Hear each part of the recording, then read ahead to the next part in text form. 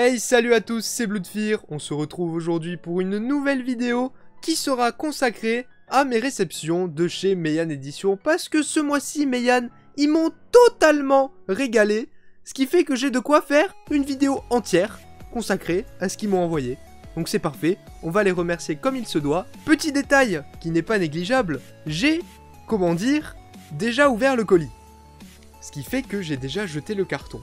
Donc pour faire un unboxing propre comme un bon youtubeur, je vais utiliser ce carton.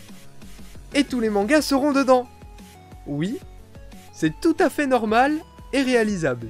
Alors dans cet énorme colis plein de mangas que Meian Édition m'a envoyé, nous avons tout d'abord les tomes 1 et 2 de Anna l'Inaccessible. Mais ce n'est pas tout, puisque nous avons également le tome 1 de Looking Up Magical Girl. J'ai cherché le nom, il était compliqué à trouver sur la jaquette. Les tomes 2, 3 et 4 de The Undead Unwanted Adventurer, suivi des tomes 4 et 5 de Konosuba, qui sont accompagnés, qui sont de plus en plus profonds dans le carton, des tomes 2, 3 et 4 de Gannibal, mais ce n'est jamais fini. Les tomes 1 et 2 de Masamune-kun Revenge, le tome 6 de Egregor, mais ce n'est jamais fini, puisqu'il y a aussi, tout au fond du carton, les tomes 1, 2 et 3 de Brisé par ton amour. Et je crois même que si je regarde bien, nous avons en bonus les tomes 1 et 2 de Grand Blue. Nous avons donc un total de 19 mangas qui a réussi à tenir dans ce superbe petit colis bleu compact. Parce que Meian, en plus d'envoyer des centaines de milliers de mangas parce qu'ils sont beaucoup trop gentils, ils font aussi des magnifiques colis hyper pratiques.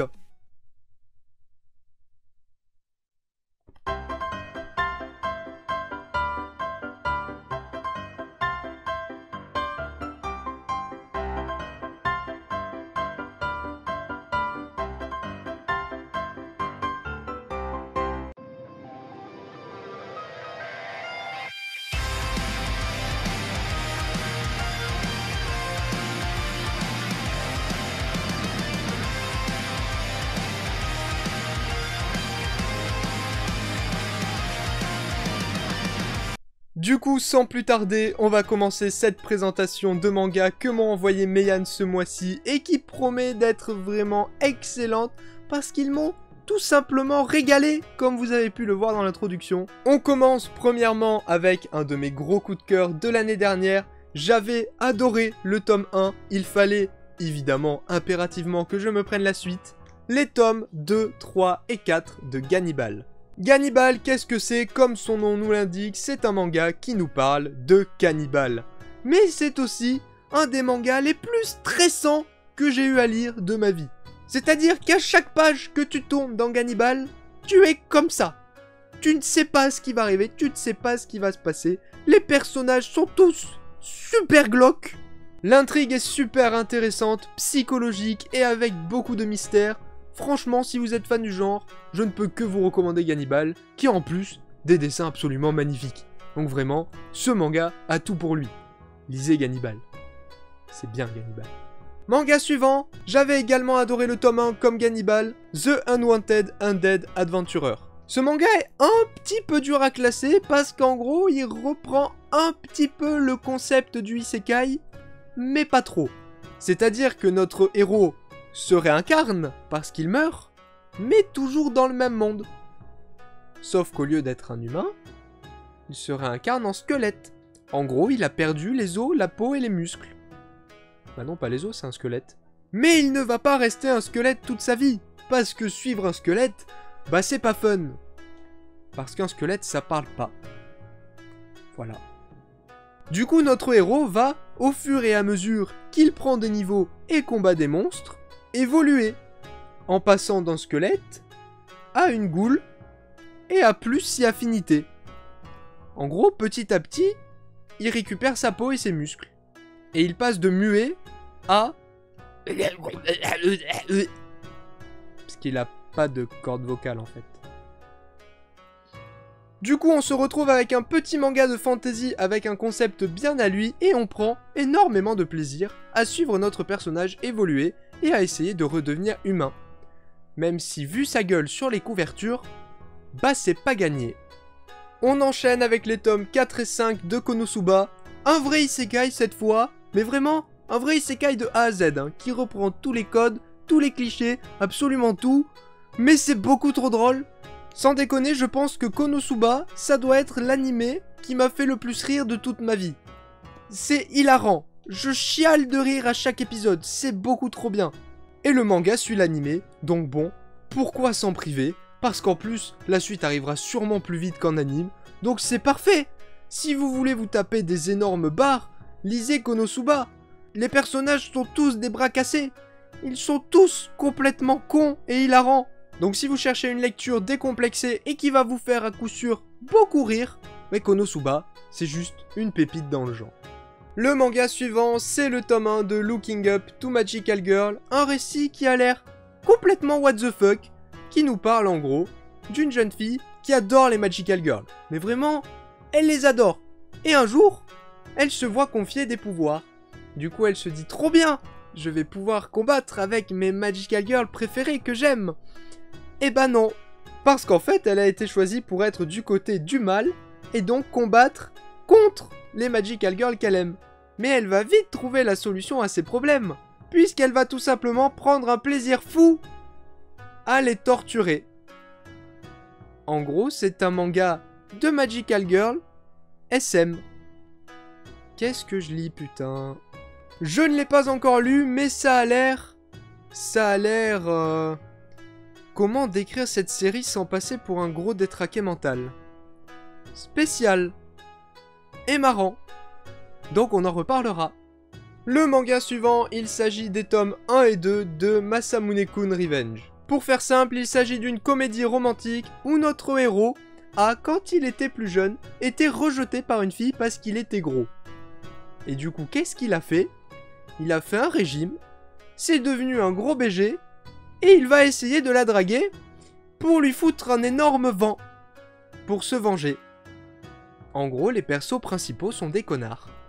J'avais commencé à regarder en animé quand celui-ci était sorti, du coup vu que le manga était édité en France, je me suis dit, pourquoi pas regarder ça.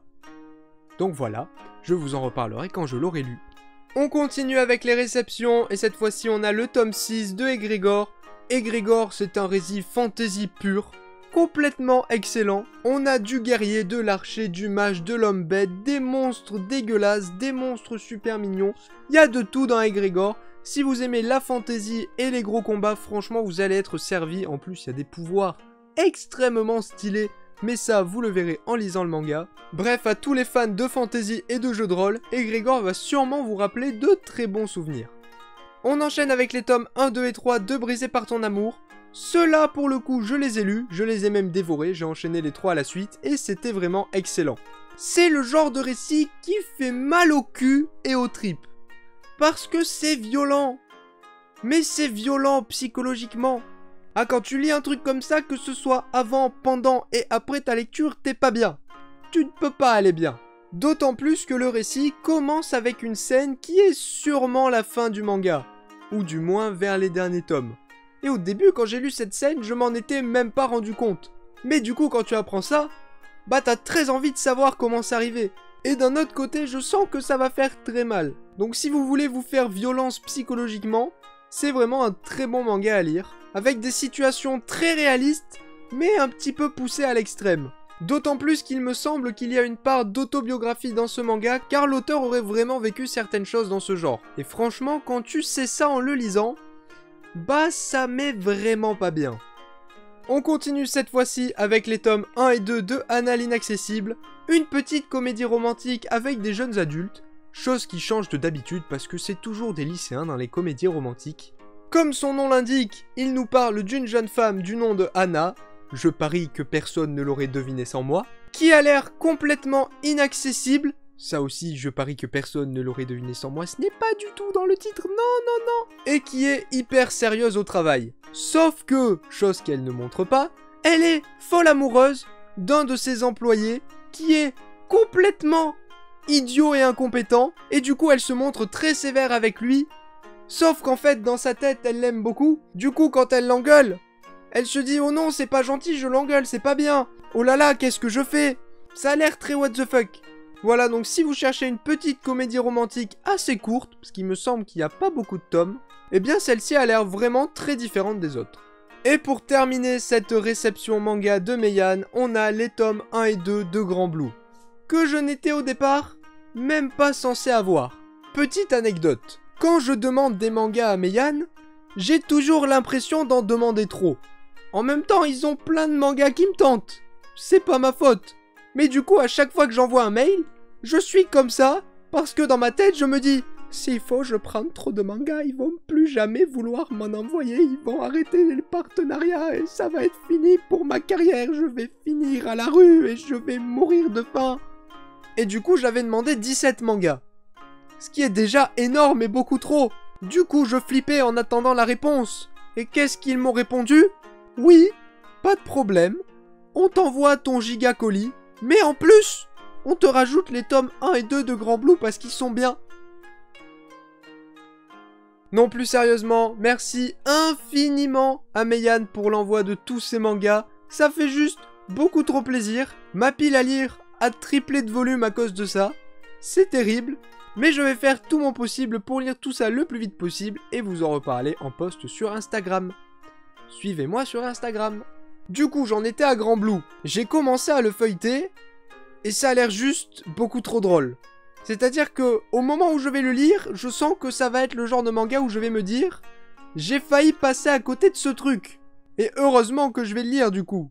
Donc merci Meian pour l'envoi de cette série bonus. J'ai juste trop hâte de la lire, je sens que je vais me taper des grosses barres. Et ça c'est un manga dont je vais sûrement vous reparler très bientôt en post. Voilà, on a fini avec cette réception de 19 mangas de Meian. N'hésitez pas à me dire en commentaire, vous, quel est votre manga préféré de cette maison d'édition, mais également, s'il y a des mangas que vous avez en commun avec moi parmi cette liste, et dont vous voulez parler en commentaire, n'hésitez pas, que ce soit en bien ou en mal, lâchez-vous. Mais soyez gentils quand même. Je tiens à remercier évidemment encore une fois Meian Edition pour ce colis juste énorme. Recevoir autant de mangas d'un coup, c'est juste incroyable. Merci infiniment à eux et je vous en reparle très bientôt en post sur Instagram.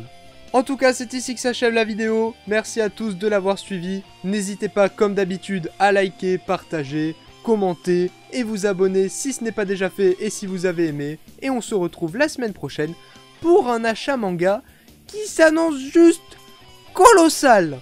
Vous êtes prévenus. C'était Bloodfear. A plus tout le monde. Ah, ça a failli tomber.